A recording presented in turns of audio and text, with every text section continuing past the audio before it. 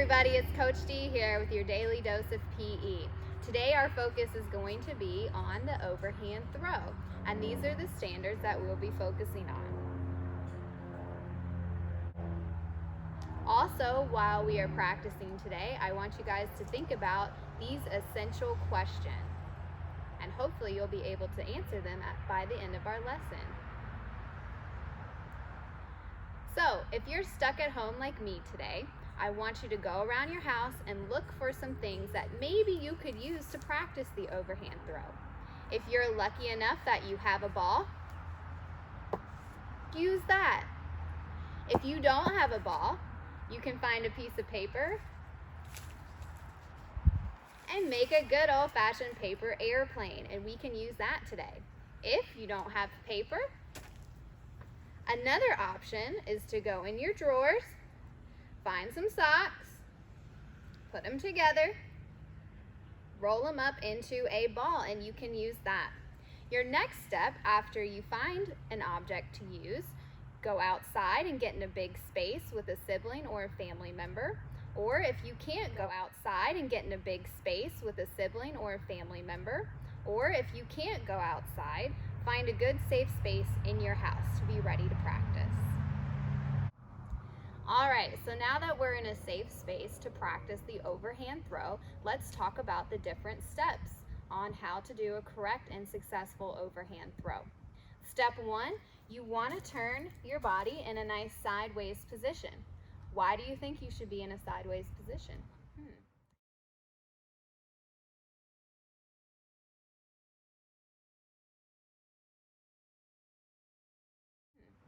Next, we want to bring our arms up, and this is what I call the T position. Right now, the ball is in my dominant hand. Do you know what your dominant hand is?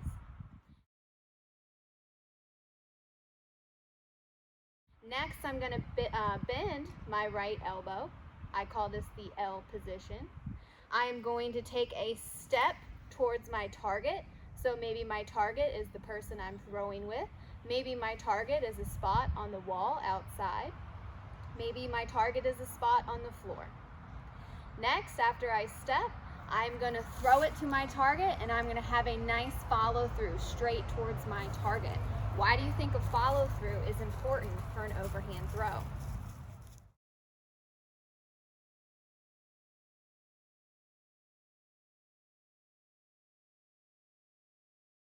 If your target is close to you, do you think you should throw with more force or less force?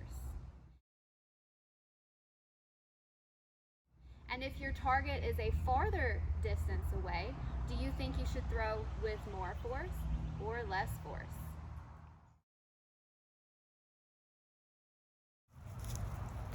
Excellent. Let's try this again. We get in a nice side position. We make our T. We make our L. We take a nice big step. Why do you think we need to take a step? What does that step do for our overhand throw?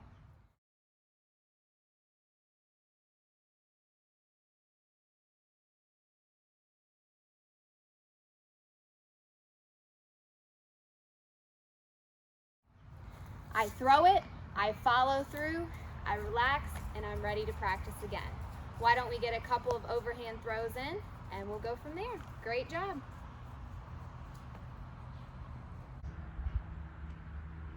All right, so now that we have practiced some overhand throws, now we're gonna play a little game that is called Overhand Throw Tic-Tac-Toe. You can play this game by yourself, or if you have a sibling or a parent or guardian who will play with you, you can play with them as well.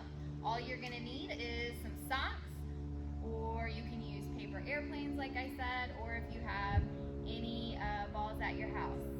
So I'll go first. Pick up the sock. You can see I have my tic-tac-toe board.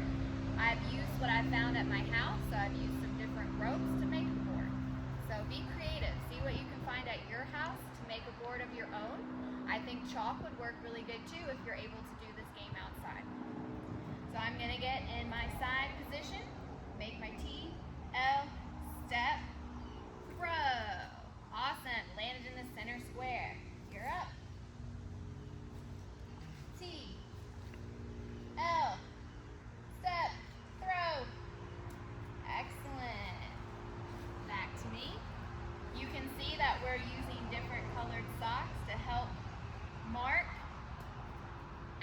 teams. Awesome.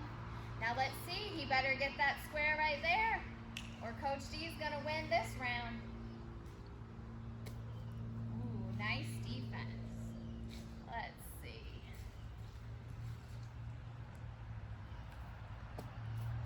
Ooh. All right. Do you think he should use more force or less force to get the square right in front of him?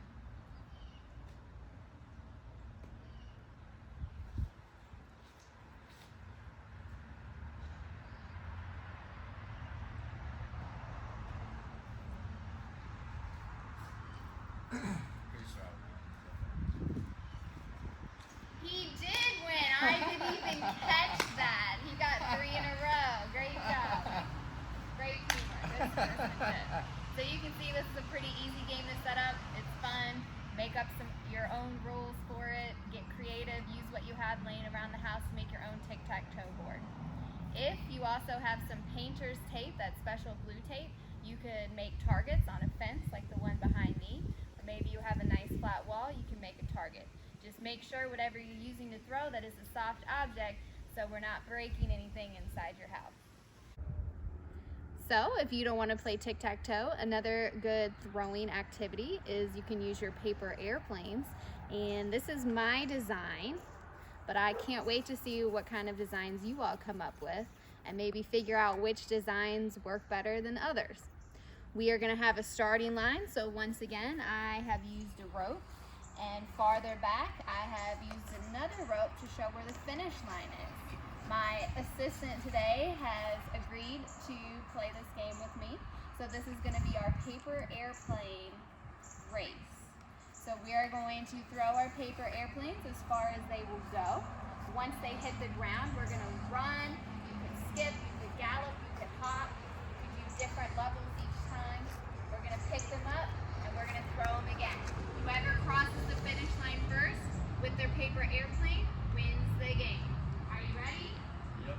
On your mark, get set, go.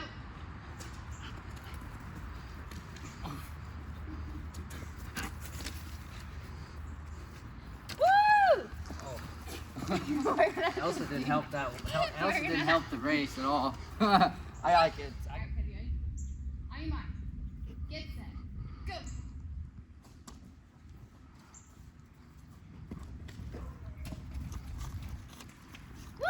All right, nice job. Let's go it back. This time, let's use skipping. So you have to skip. All right, so Kevin beat me that time. This time we're gonna go back, but we are going to skip to our paper airplane. On your mark, get set, go.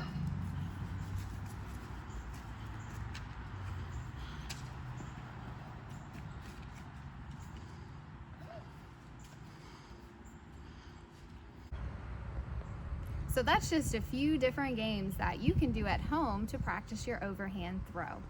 I can't wait to hear what you think about them. Hope you all have a great day. Bye.